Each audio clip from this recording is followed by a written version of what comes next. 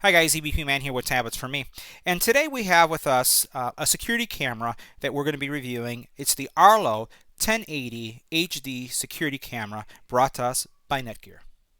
Just recently in the last CES show, Netgear announced the availability of creating their, I would say, their next generation Arlo security camera.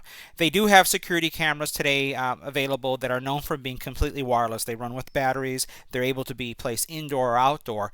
Now this is their next generation, which is supporting 1080p, and it also supports a power supply or power source. So unlike the original Arlos that are out there, the Arlo Q does have a power cord which connects to it. So it's really designed for an indoor camera, and it competes well with what I would say like the drop cam, fast cam that take the shape. You've seen a lot of these type of cameras reviewed on my channel.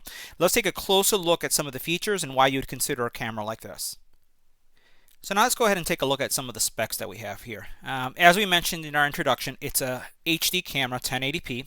It has two-way audio, meaning that you can listen and you can speak through it. So this is going to be great if you want to use this as an nanny cam, or you want to be able to use this camera as a pet cam, or just as you're monitoring what's going on around in your home.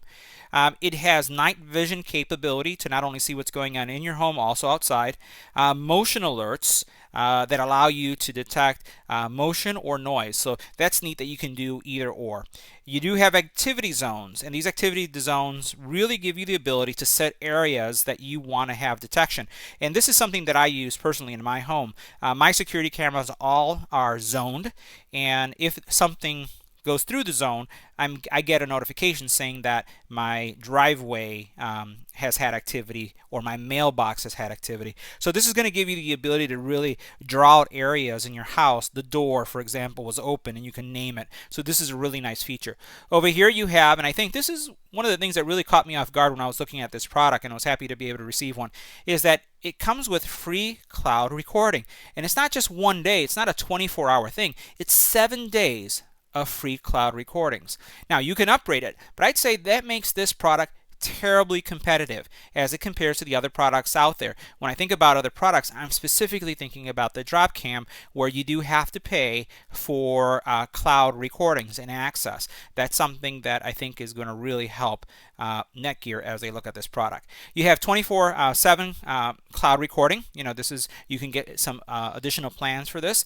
It does have a power supply, and it does have scheduling so that you can schedule when you're away or when you're home. And they profess that it's going to take 10 minutes to set up this camera. So besides that, if we flip this over, you can see here that there is an app that you'll be able to access, and it's available across all of the solutions.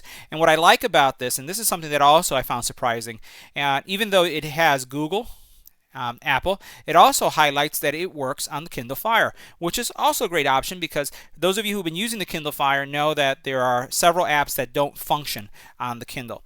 Now, taking a closer look at the specs, let's look at the specs, because everybody likes specs. So if you're looking at for things, once again, this is the model number. It's VMC 3040. We're going to see what's in the box in a couple seconds. The requirements are high-speed internet, Wi-Fi connection, an electrical outlet. You do get a warranty. The frequency that it supports, and this is really important too. This camera thankfully supports 2.4 and 5 gigahertz. The reason why I say thankfully is because most of the cameras I've seen in the market will only support 2.4. 5 gigahertz is going to be great because it's going to be your faster connection. 5 gigahertz is also the least frequently used. So when you look at what's going on in your neighborhood and your home, most people are using 2.4, not 5 gigahertz. So that's going to make for a very clean connection. And if you don't have a lot of, I would say, brick walls or cement walls, this is going to give you some good, I would say, good performance. Wi-Fi speeds, you see that right there, N600, and then the range of 300 feet from line of sight. As you take a look at some of the audio, so video and audio resolution we talked about. The format is H.264. Field of view is 130 degrees, which is good. You have also night vision up to 25 feet. So you got to think about where you're going to place this if you want to get a view in front of your home, or if it's just going to be in the house. You do have full color, CMOS, and 8x digital zoom. And keep in mind that with the 8x digital zoom, there always is some type of pixelation. If you think about your camera and you focus on your camera, the focus on your camera, the lens quality is always going to be better than the digital. But you do have the digital zoom if you'd like that. Speaker and microphone as we discussed, and then you have adjustable detection up to 15 feet and up to 3 activity zones that you can have.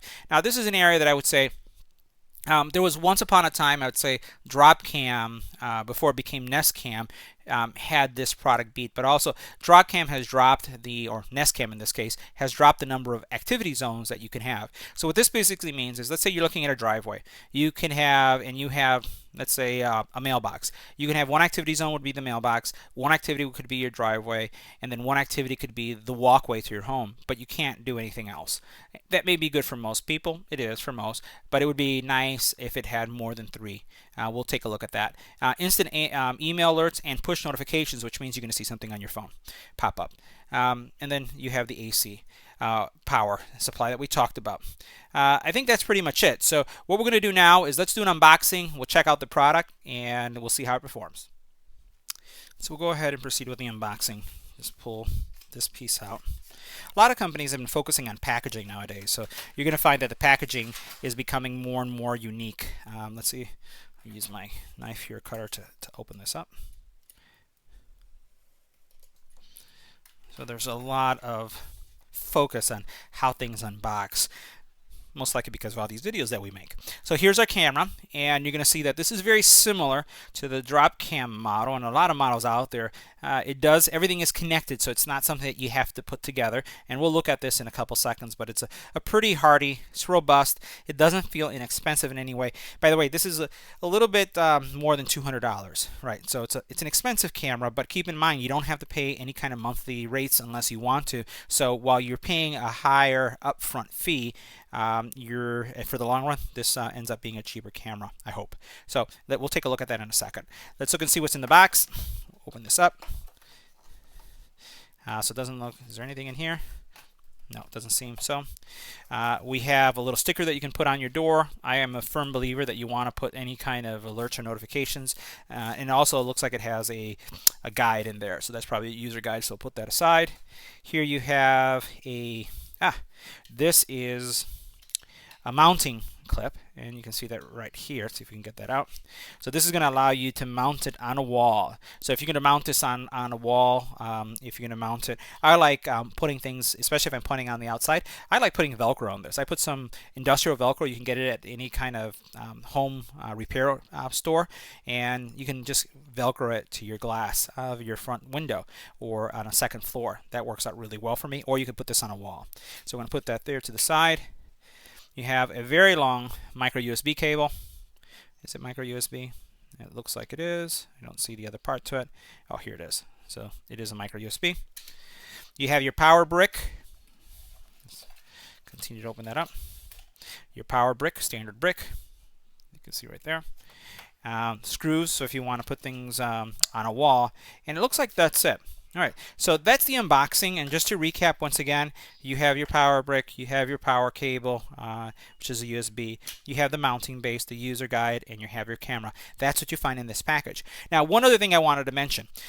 One of the things I really like, and I was very excited about this product, is that with the previous Arlo solutions, you required a base station. You know, a lot of these devices are requiring a base station. So this is a big box that you connect to your router, and then your devices connect to it. There's no base station required. And I think that that's also an advantage because Dropcam, frankly, and Nest Cam does not require a base station. So that's a good decision from the product side of, I would say, Netgear when it comes to this overall offering. So this is all you need to connect. It's going to connect straight from your router, and it should give you some connectivity. Let's go on to the next step. So overall, the camera has a very sturdy feel to it. It's heavy, and I like that because it means that there's some substance to it. It doesn't feel plasticky or cheap in any way. The base really gives you a lot of flexibility. You can see how much it swivels. It really is going to allow you to mount this any way you want. Keep in mind that when you mount this camera, so if it's like in an angle like this, this is not an outdoor camera. This is for indoor purposes only. So again, if you're mounting it on a ceiling, you can definitely mount it like this, and then have the camera pointing in any direction you need as long as you have a power source. You do have a little protective cover here that will remove, right? to, so that your camera lens is available. LED as well as the mic. Here you have your speaker. On the back you have your micro USB charging port, and then over here you have nothing except here you have a reset as well as your sync. On the bottom, you have right here in the bottom, you'll have your MAC address and your device serial number. You'll notice that it has a little cable management tool right there too, which is pretty nice. Put that over to the side. Pretty much that's the camera itself. So all we got to do now is plug it in, power it up, and we'll go through the setup process. Now the first step in setting up the camera is to power it up. So I have my cable plugged into a power source, and the next thing I'm going to do is I'm going to plug in the micro USB power port into the camera. So now that I have that plugged in, it's going to go through a startup sequence. So we'll just leave it right here. Right now the LED is kind of an orange or amber color, and we'll let it go through the process. The next thing is to go and install on your smartphone the app that's going to be supporting this. Now keep in mind, if you do have an existing Arlo system, all you have to do is add a camera. That's all you would have to do. So now that we have this connected, the next thing we're going to do is get our app. So now, depending on the phone that you're using, if you're using an Apple or you're using an Android device, you would just go to the appropriate marketplace and look for the Arlo application. I have it here and I'm going to install it. Keep in mind that the setup process, if you're doing this for the very first time, and I'm going to let this go through the setup, once you go through the setup process, this also, if you're doing this for the first time, it establishes your website identity as well. So you could either go to a PC or you can come to the app on your phone and set up the Arlo system. So I'm going to go ahead, and now that I've installed it, I'm going to establish an account and log in.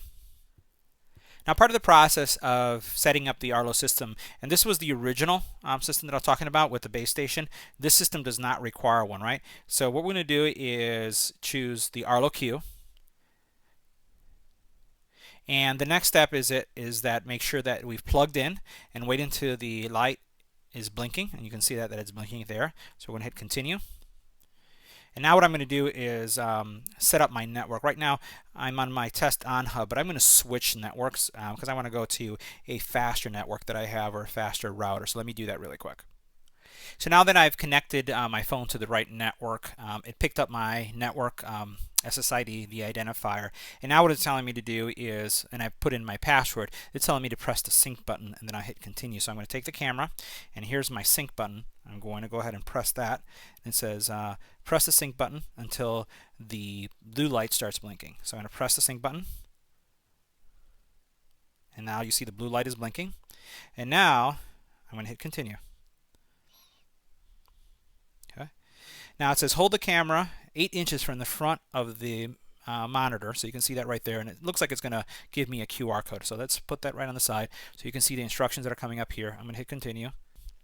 So the neat thing about this is there are some cameras that are reviewed on the channel that I've seen out there that you have to first connect your phone or your camera to an Ethernet port, and then after you do that, you need to do some wonky configurations. This is pretty neat because you notice all I'm doing is using my phone. I don't even need a PC. So let me go ahead and change my time zone and continue with the setup.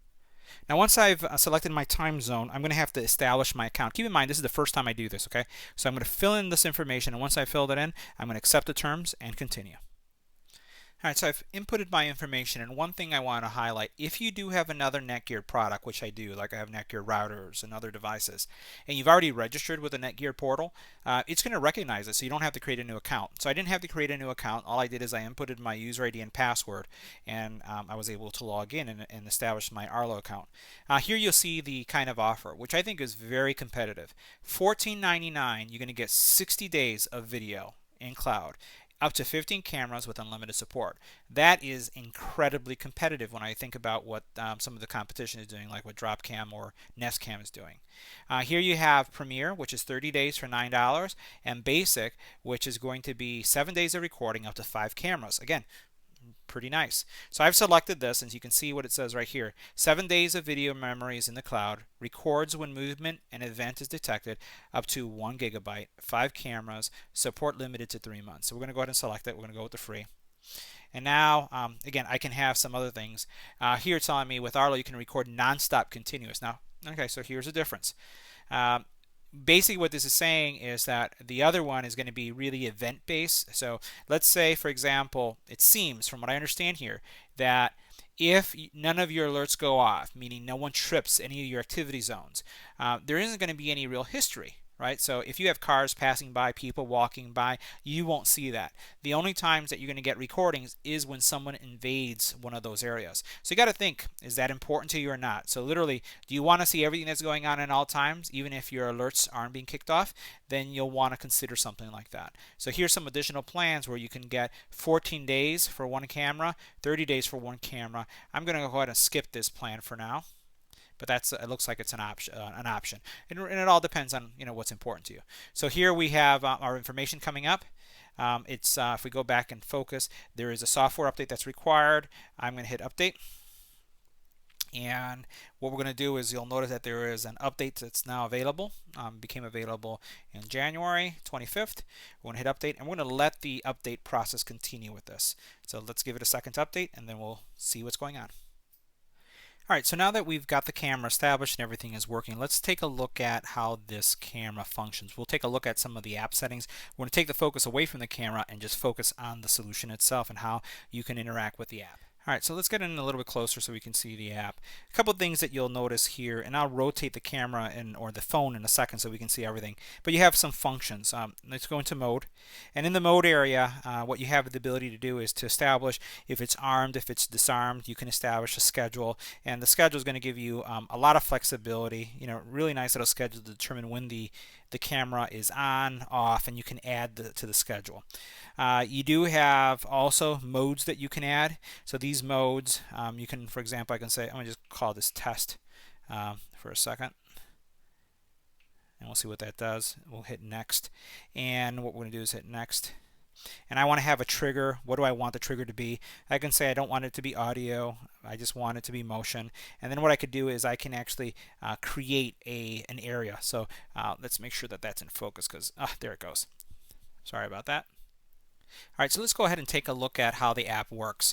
First thing, let's start from the very top. I'm going to choose mode, and when I go into mode, I can see here's my camera. I can have armed, disarmed, or schedule. If I go into schedule, I can see what the schedule is. I can establish a really nice schedule when I want it on and off. I could also add a mode, so if I go into mode, I can say I want to create one, and this is going to be a test mode that I'm going to create. And I'm going to, once I've got my test in, I'm going to hit done, and I'm going to hit next. And it's looking at the devices that I want the rules to be on, and it's asking me how do I want it to enable this trigger. I'm going to say that I want it to be only motion detected. I'm going to hit next. What's the motion sensitivity, and what would I like the zone to be? So here what I can do is I can assign which zone I'd like to have. Remember, we can do up to 3. So I'm going to hit create, and I'm going to say I'd like this area to be my zone. So here I can pinch it. The one thing I don't like is that it looks like it's only camera based almost, so it's a rectangle. The nice thing about drop cam or nest cam in this case is that you can actually draw, so you can make it it has multiple points that you can grab. So if it's an odd shape, you can actually create something that is odd shape. So you think about a driveway is not a square, but it could be kind of a rectangle that starts wide on the top and it goes narrow this way. So you don't have that flexibility here, but still that's not bad. So I'm going to hit save. And then I can create a new zone if I wanted. So I'm going to hit create a new zone. And then this zone is in blue. So imagine that this was like some part of your house. And I'm going to hit save. And those are your 2 zones. So now I have 2 zones that if anything gets in that area, I'm going to receive a notification. So that's how you'd create your zones. Let's go back here to cameras now. So if I click on live, and I'll go into the live view, you're going to see a future review that I'm going to be doing on the snowball. You'll notice here that I can maximize this. So we're going to click on this, and we're going to rotate it. Let's see. Oh, and it crashed. Not a good thing. So let's go ahead and try that again. Let me log in. Alright, so we had already one app crash, and so what we're going to do is continue to go through the demo here. What you can do is you can zoom in, so you can see the kind of quality that you're getting. You can zoom out. This camera does not have pan and tilt. It does have, however, a couple things, and let me move this out of the way here so you can see this. We'll just put it right here. You do have a couple things you can do. You can pause, you can record, you can take a snapshot. So if I press a snapshot, I just took a picture. You can adjust the brightness of what the camera sees. So I can adjust it and then save it. and then that's just going to adjust again the brightness of the lens, or what the camera is taking in. So we're going to accept that, and you'll notice that now it says that it's updating and the brightness was saved. I frankly don't see much of a difference, but it does that. You do have the ability to speak through it. So what I'm going to do is I'm going to speak to it. Hello, 1 2 3, testing 1 2 3. Oh, there you go, testing 1 2 3.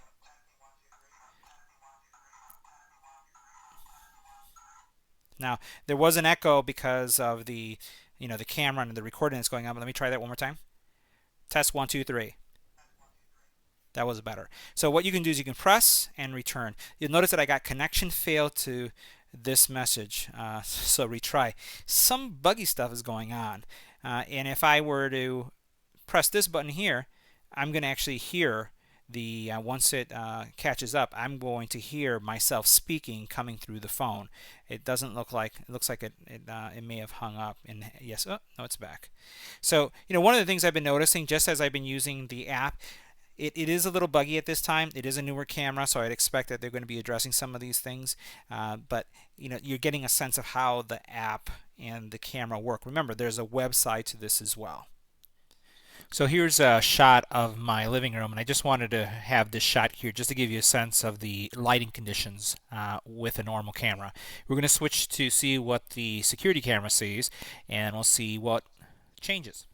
So now this is what I see from the camera. Here's one of the things that's interesting and also disappointing.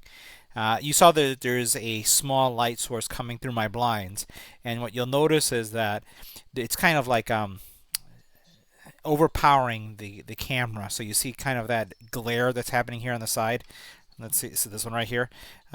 This is basically some light that's coming through the blinds, and it looks like the camera just doesn't know how to handle it. The other side looks normal. It's what you should expect. And what you see there, which is I think good, is that it's bringing out more light. You've seen me review a lot of cameras on my channel, and they don't have this problem where things are being blown out like this. So this concludes our review of the Netgear Arlo Q. I want to thank Netgear for making this product available on our channel, and also for you for watching. If you have any comments or questions about this product, leave it in the YouTube channel below. And as always, don't forget to like, share, and subscribe.